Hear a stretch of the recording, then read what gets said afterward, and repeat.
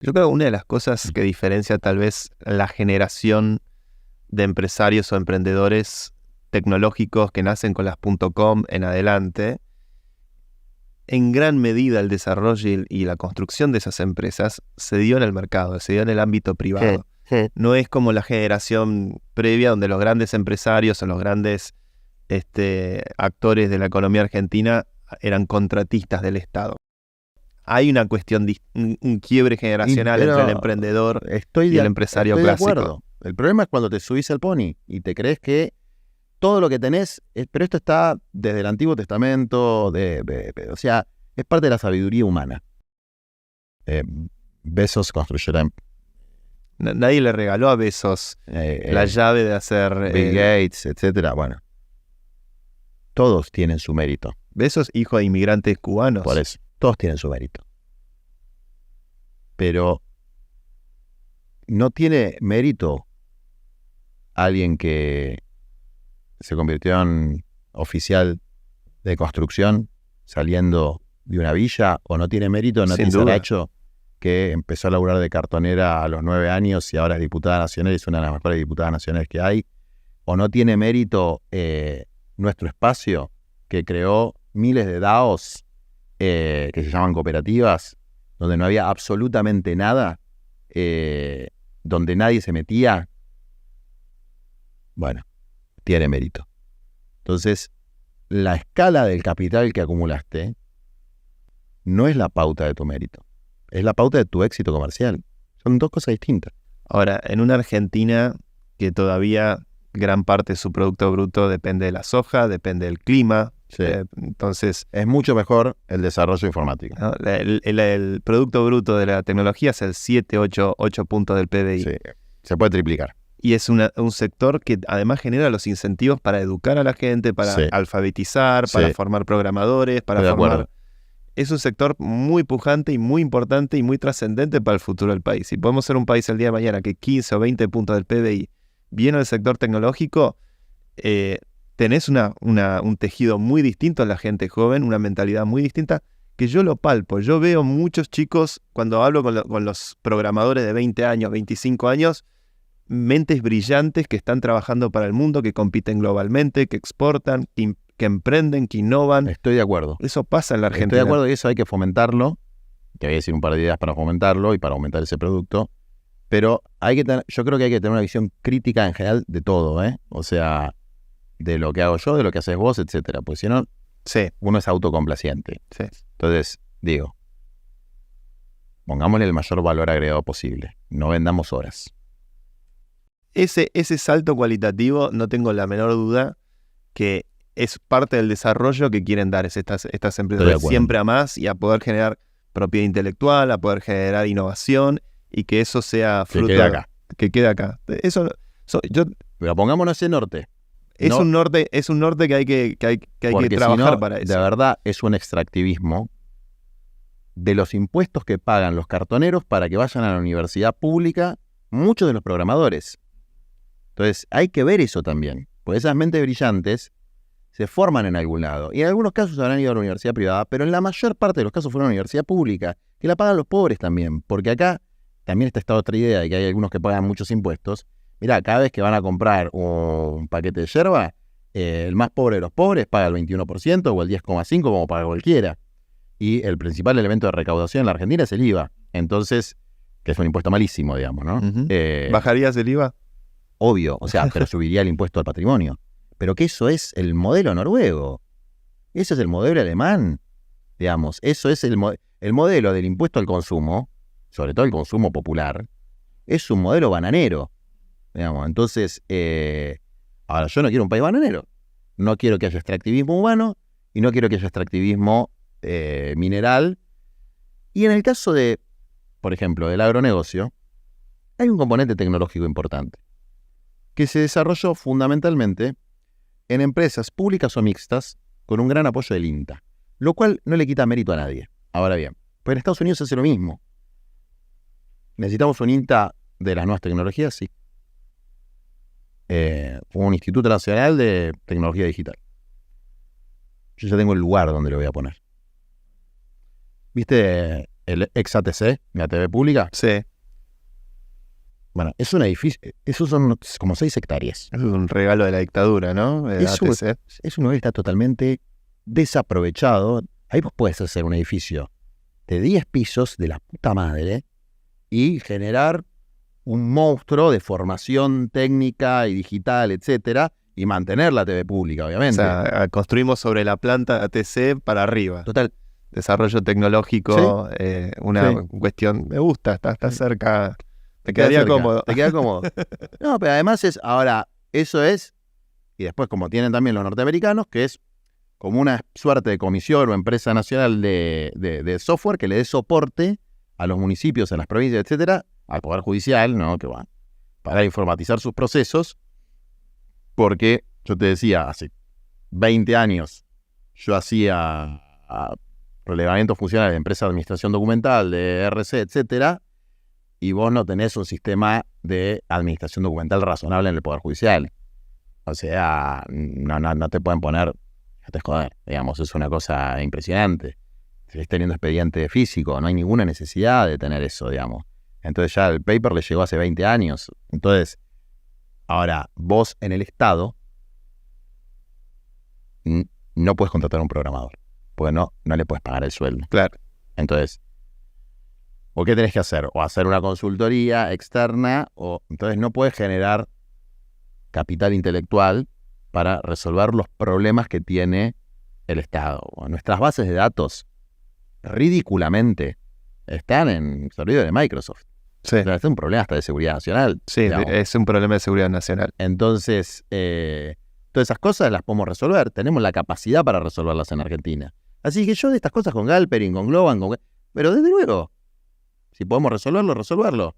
Si hay que hacer empresa de capital mixto para cuestiones que tienen que ver con definiciones soberanas o cuestiones que son indelegables del Estado, se hacen empresas de capital mixto como YPF.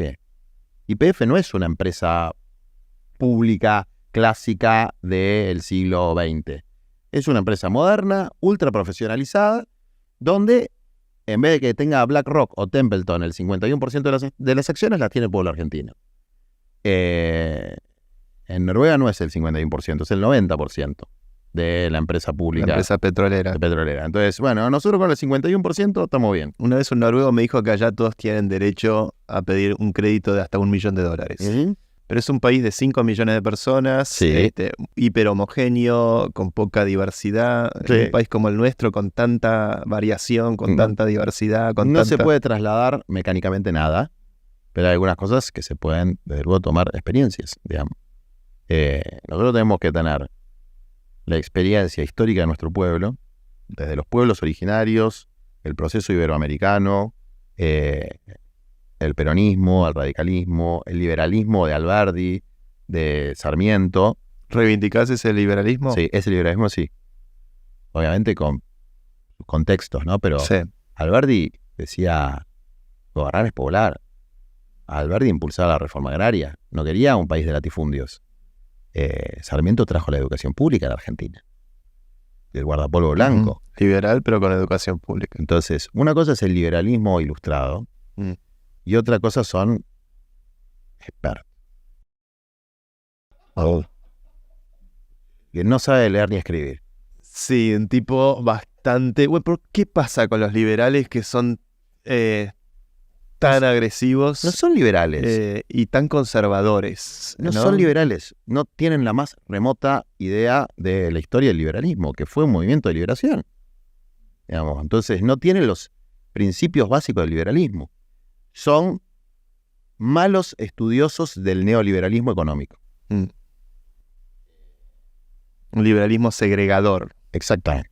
¿No? En vez de integrador y que pueda construir con la totalidad del pueblo. Entonces, son malos alumnos de la escuela de Chicago. Son malos, punto. Y son malos. Y son brutos. Bastante. Digamos. Entonces, un problema que tiene lo que nosotros llamamos el campo popular, que son los que se supone que defendemos prioritariamente. Viste que la historia, qué es la izquierda y qué es la derecha, ¿no? Porque se usa para cualquier boludez. Se supone que la izquierda, lo que nosotros llamamos el campo popular, tiene que defender determinados sectores sociales, porque hay intereses contradictorios en la sociedad. Y esos sectores sociales son las mayorías populares, los sectores más pobres. Y la derecha defiende los intereses de los sectores más ricos. Y eso no te hace bueno o malo, porque algunos piensan que defendiendo los intereses de los sectores más ricos se derrama la riqueza, y otros pensamos que hay que ya distribuir la riqueza, porque hay mucha riqueza concentrada. Izquierda y derecha existió siempre. El problema es que cuando algunos que dicen que son de izquierda trabajan como si fueran de derecha, y los que son de derecha son unos chantas. Entonces, porque a mí, por ejemplo, Bartolomé Mitre, como figura histórica, no me gusta, pero tradujo el Dante al español. Entonces, vos pedirle que traduzca la Divina Comedia a Macri, ¿entendés? No sabe ni lo que es. Se dice, una comedia así de Corrientes. Por lo general, el nivel cultural o el nivel de nuestros representantes no suele ser particularmente elevado. Vamos a ser un poquito generosos. Y el problema es que en el campo popular, que se supone somos los brutos de la película, y está bien, lo que nos baja el nivel es que las élites son más brutas. Sí. Entonces, no, ahí sí, viste, la competencia perfecciona. Si el otro es un bruto, ¿para qué? ¿Entendés? Yo lo que percibo yo después de muchos años de vivir en Argentina, de vivir afuera de la Argentina, 9 años viviendo afuera, he descubierto a los argentinos, muchos de ellos de altísimo vuelo, con mucha capacidad emprendedora, que se destacan en España, en los Estados Unidos, con cultura, con un vuelo que la verdad que me terminé enamorando de los argentinos de vuelta, porque veo que es un país que tiene una riqueza y una capacidad intelectual formidable.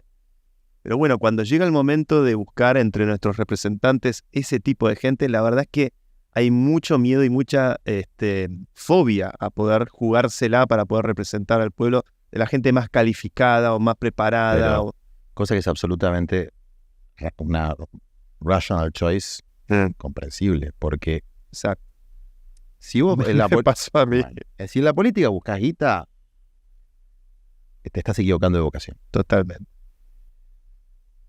Ahora, razonablemente, si uno decide sacrificar su bienestar personal o por hacer una tarea por el bien común, por lo menos quiere que lo respeten. No hay tarea más desprestigiada que la política. Sí, es duro. Y mientras menos garca seas, más te putean. Porque no tenés poder para comprar paquetes de periodistas, como dijo el otro día, no sé, Babi Echecopar, uno de estos que quedó... Otro impresentable. Pero viste que estaban hablando, dos de estos. ¿Alguno vio esa anécdota? ¿Vio eso? ¿Quiénes eran? Babi Echecopar y Johnny Viale. Entonces no se dan cuenta que el micrófono estaba prendido y dicen... quedarán abiertos. No, la reta compra periodistas en paquete, bueno. ¿Eso no fue preparado un poquito? Capaz que fue preparado, ¿no? Bueno, medio burrichiano. Pero alguien lo pagó. O sea, o dijeron la verdad o le pagaron a ellos, pero el teorema se comprueba, digamos.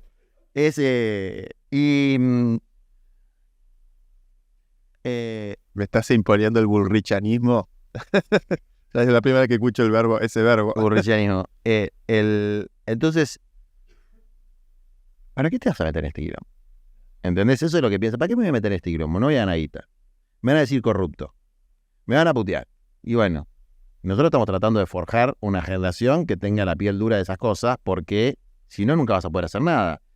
Porque además, yo creo que hay fuerzas globalizantes que tienen intereses, esto se lo robó al Papa, ¿no? Que son globales pero no universales. Es decir, tienen intereses que son globales, abarcan el globo, son uniformantes, pero no son universales en términos de la universalidad del ser humano. Y que la debilidad de los gobiernos es funcional a el avance de esos intereses.